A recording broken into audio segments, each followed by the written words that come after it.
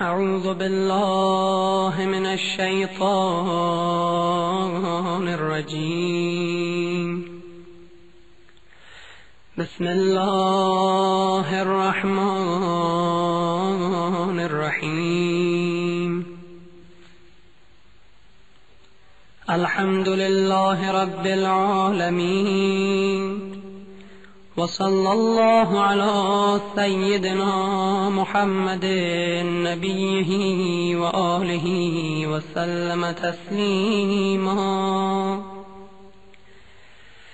اللهم لك الحمد على ما جرى به قضاؤك في أوليائك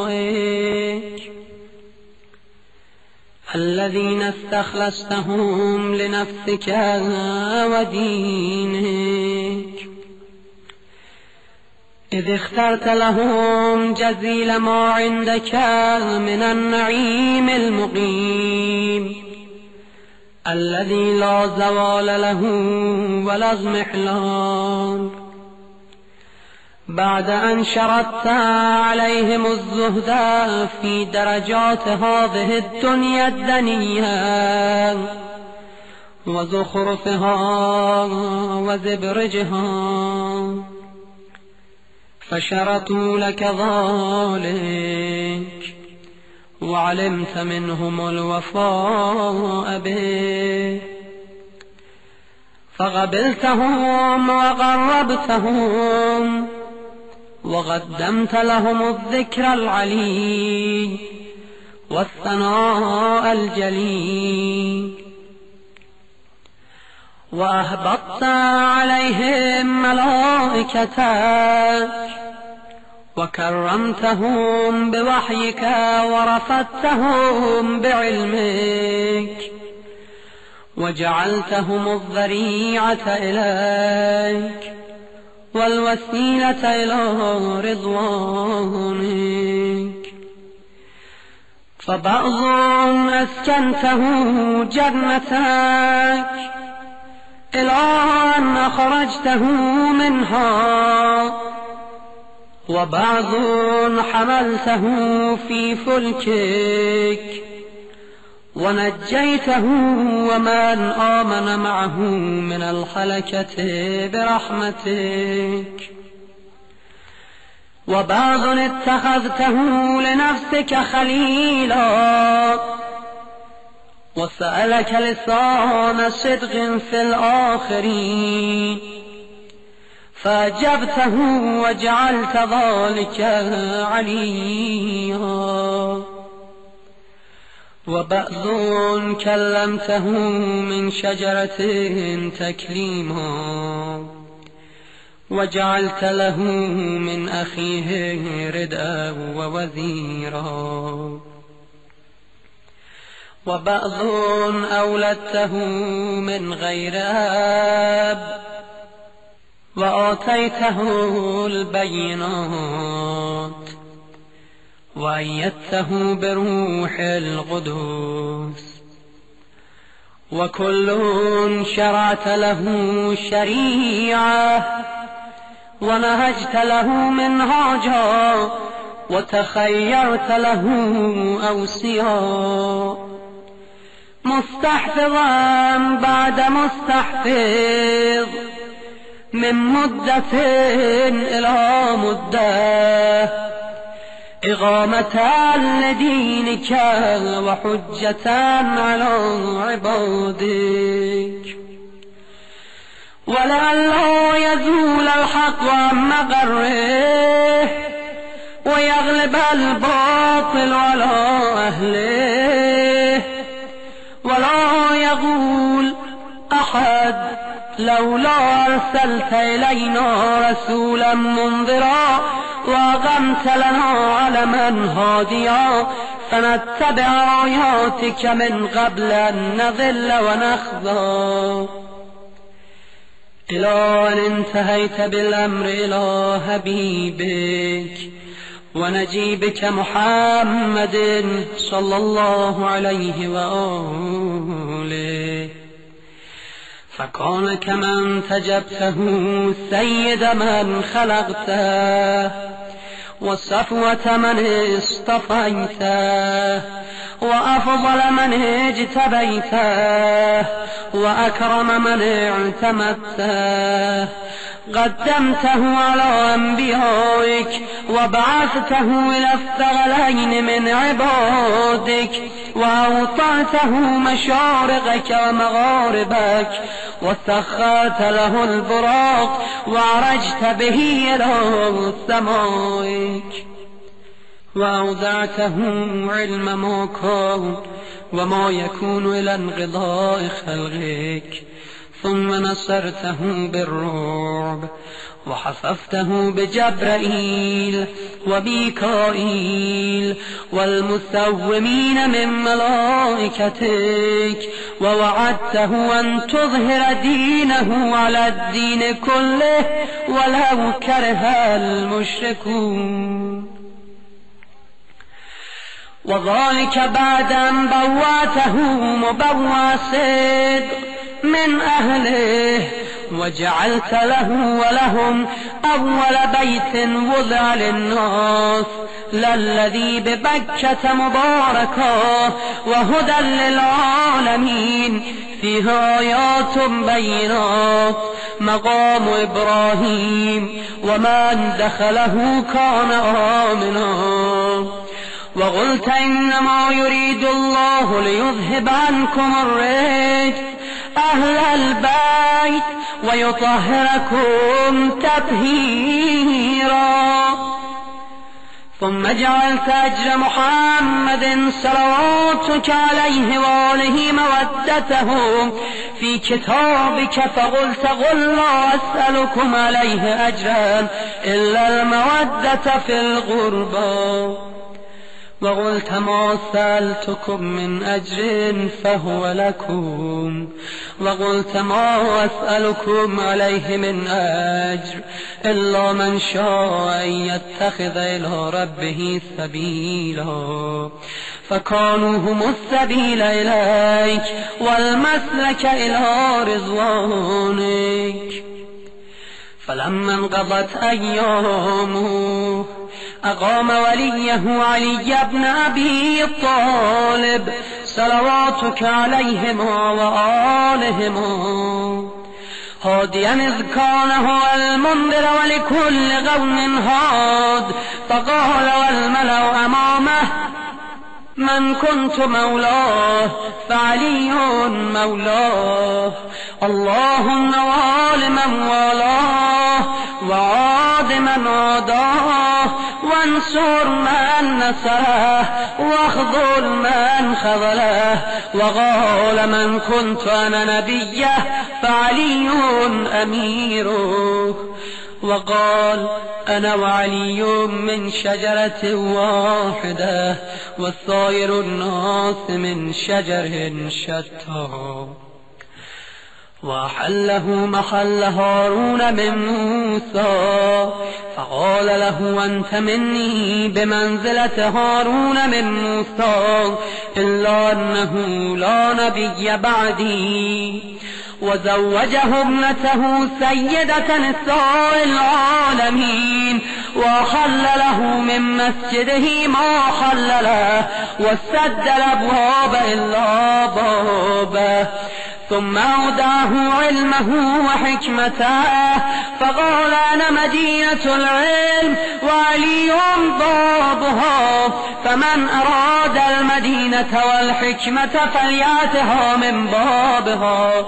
ثم قال أنت أخي ووسيي ووارثي، لحمك من لحمي ودمك من دمي، وسلمك سلمي وحربك حربي، والإيمان مخالط لحمك ودمك كما خالط لحمي ودمي، وأنت غدا على الحوض خليفتي، وأنت تقضي ديني وتنجز عداتي.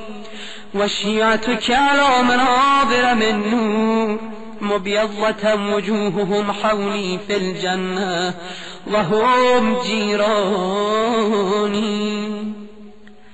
ولولا أنت يا علي لم يعرف المؤمنون بعدي، وكان بعده هدى من الضلال ونورا من العمى وحبل الله المتين وصراطه المستقيم لا يسبغ بغرابة في رحم ولا بسابغة في دين ولا يلحق في منغبة من مناقبه يحذو حذو الرسول صلى الله عليه وآله ويقاتل على التأويل ولا تأخذه في الله لومة لائم قد وتر فيه صناديد العرب وقتل أبطالهم وناوش ذؤبانهم فأودع قلوبهم أحقادا بدرية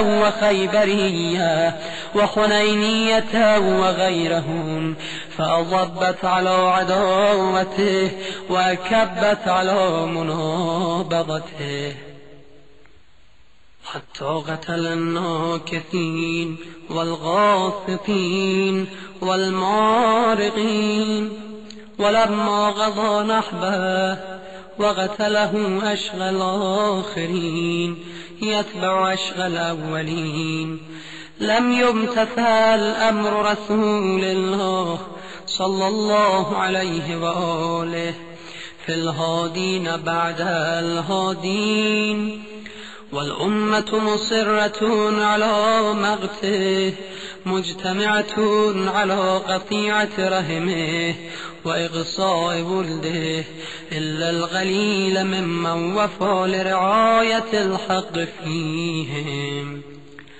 فقتل من قتل والسبي من سبي وأقصي من أقصي وجرى القضاء لهم بما يرجى له حسن المثوبة إذ كانت الأرض لله يورثها من يشاء من عباده والعاقبة للمتقين وسبحان ربنا إن كان وعد ربنا لمفعولا ولن يخلف الله وعده وهو العزيز الحكيم فعلى الأطائب من أهل بيت محمد وعلي صلى الله عليهما وآلهما فليبكي الباكون وإياهم فليندب النادبون ولمثلهم فلتذرف الدموع وليصرخ الصارخون ويضج الضاجون ويعج العاجون أين الحسن أين الحسين أين أبناء الحسين صالح بعد صالح وصادق بعد الصادق أين السبيل بعد السبيل أين الخيرة بعد الخيرة أين الشموس الطالعة أين الأغمار المنيرة أين الأنجم الظاهرة أين علام الدين وقواعد العلم أين بقية الله التي لا تخلو من العترة الهادية أين المعد لقطع دابر الظلمة أين المنتظر لإقامة الأمت والعواج أين المرتجى لإزالة الجور والعدوان أين المدخر لتجديد الفرائض والسنن أين المتخير لإعادة الملة والشريعة أين المؤمل لإحياء الكتاب وحدوده أين محيي معالم الدين وأهله أين قاسم شوكة المعتدين؟ أين هادم أبنية الشرك والنفاق؟ أين مبيد أهل الفسوق والعصيان والطغيان؟ أين حاصد فروع الغي والشغاق؟ أين طامس آثار الزيغ والأهواء؟ أين قاطع حبائل الكذب والافتراء؟ أين مبيد العصاة والمردة؟ أين مستأصل أهل العناد والتضليل والإلحاد؟ أين معز الأولياء ومضل الأعداء؟ أين جامع الكلمة على التقوى؟ أين باب الله الذي منه يؤتى؟ أين وجه الله الذي إليه يتوجه الأولياء؟ أين السبب المتصل بين الأرض والسماء؟ أين صاحب يوم الفتح وناشر راية الهدى؟ أين مؤلف شمل السلاح والرضا؟ أين الطالب بضحول الأنبياء وأبناء الأنبياء؟ أين الطالب بدم المغتول بكربلاء؟ أين المنصور على من اعتدى عليه وافترى؟ أين المضطر الذي يجاب إذا دعا؟ أين صدر الخلائق ذو البر والتقوى؟ أين ابن النبي المصطفى وابن علي المرتضى وابن خديجة الغراء وابن فاطمة الكبرى؟ بابي أنت وأمي ونفسي لك الوقاء والحمى، يا ابن السادة المغربين، يا ابن النجباء الأكرمين، يا ابن الهداة المهديين، يا ابن الخيات المهذبين، يا ابن القطائفة الأنجبين، يا ابن الأطائب المطهرين، يا ابن الخضائمة المنتجبين، يا ابن القماقمة الأكرمين، يا ابن البدور المنيرة، يا ابن السرج المضيئة، يا ابن الشهب الثاقبة، يا ابن الأنجم الظاهرة، يا ابن السبل الواضحة، يا ابن الأعلام اللائحة، يا ابن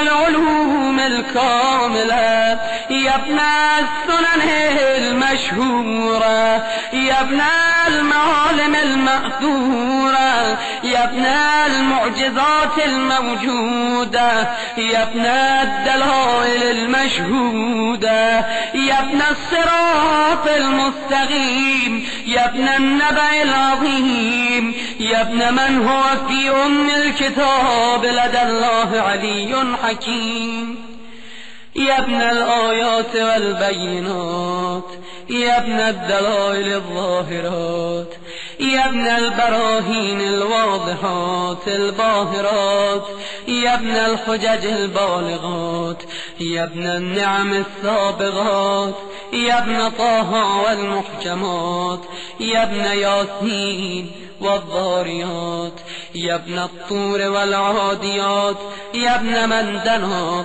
فتدلى فكان قاب قوسين أو أدنى تنوى واغترابا من العلي الأعلى. ليت شعري أين استغرت بك النوى، بل أي أرض تغلك أو ثرى، أبرضوى أو غيرها أمضي طوى. عزيز علي أن أرى الخلق ولا ترى، ولا أسمع لك حسيسا ولا نجوى.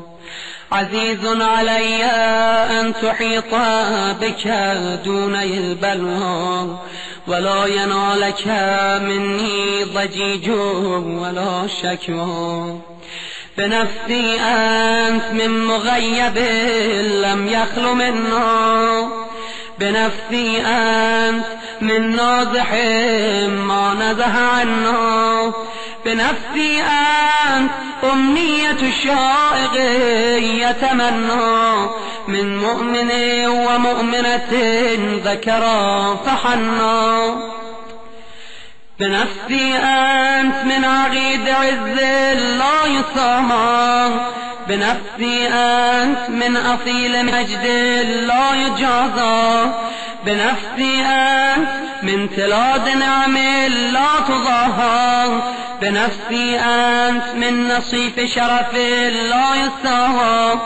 إلى متى أخافيك يا مولاي، وإلى متى وأي خطاب أصف فيك وأي نجوى، عزيز علي أن أجاب دونك وأناغى، عزيز علي أن أبكيك ويخذلك الورى، عزيز علي أن يجري عليك دونهم ما جرى، هل من معين فأطيل معه العويل والبكاء، هل من جزوع فأصاعد جزعه إذا خلا، هل غديت عين فصاعدتها عيني على الغضا، هل إليك يا ابن أحمد سبيل فتلغى، هل يتصل يومنا منك بغده فنحظى، متى نرد مناهلك الروية فنروى، متى ننتقع من عذب مائك فقد طال الصدى، متى نغاديك ونراوحك فنغر عينا، متى ترانا ونراك وقد نشرت لواء النصر ترى، أترانا نخف بك وأنت تؤم الملا، وقد ملأت الأرض عدلا وأضغت أعدائك هوانا وعقابا، وأبرت العتاة وجحدت الحق، وقطعت دابر المتكبرين، واجتثثت أصول الظالمين، ونحن نقول الحمد لله رب العالمين. اللهم أنت كشاف الكرب والبلوى، وإليك أستعدي فعندك العدوى، وأنت رب الآخرة والدنيا، فأغث يا غياث المستغيثين عبيدك المبتلى، وأره سيده يا شديد القوى، وأزل عنه به الأسى والجوى، وبرد غليله يا من على العرش استوى، ومن إليه الرجوع والمنتهى.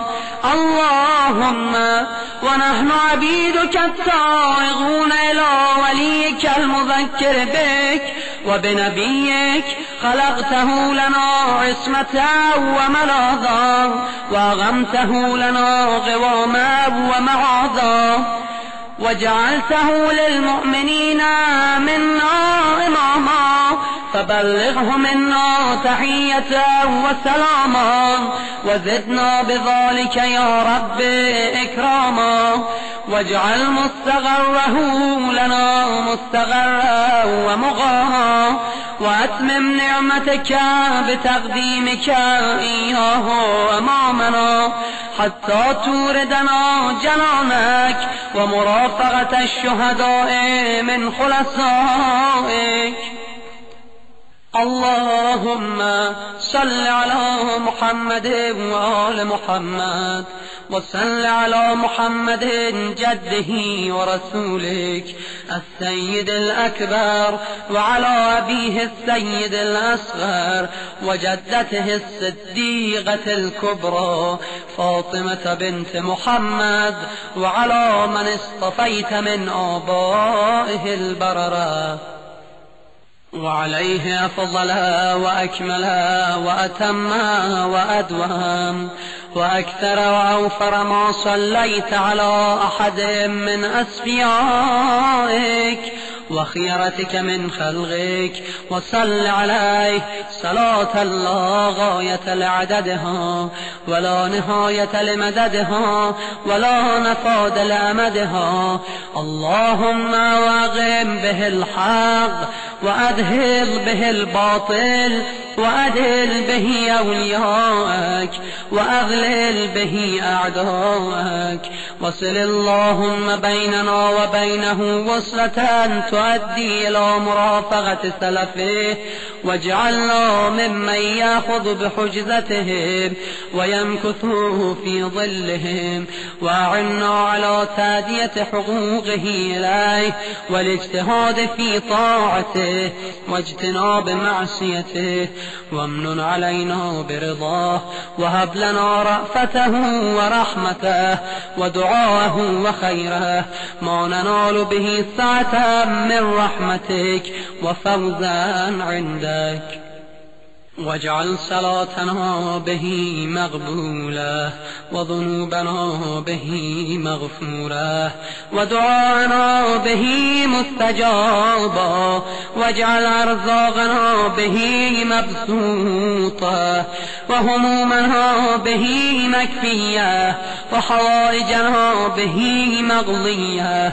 وأقبل إلينا بوجهك الكريم واقبل تقربنا إليك، وانظر إلينا نظرة رحيمة نستكمل بها الكرامة عندك، ثم لا تصرفها عنا بجودك، واسقنا من حوض جده صلى الله عليه وآله بكأسه وبيده ريا رويا هنيا سائغا لا ظما بعده، يا أرحم الراحمين.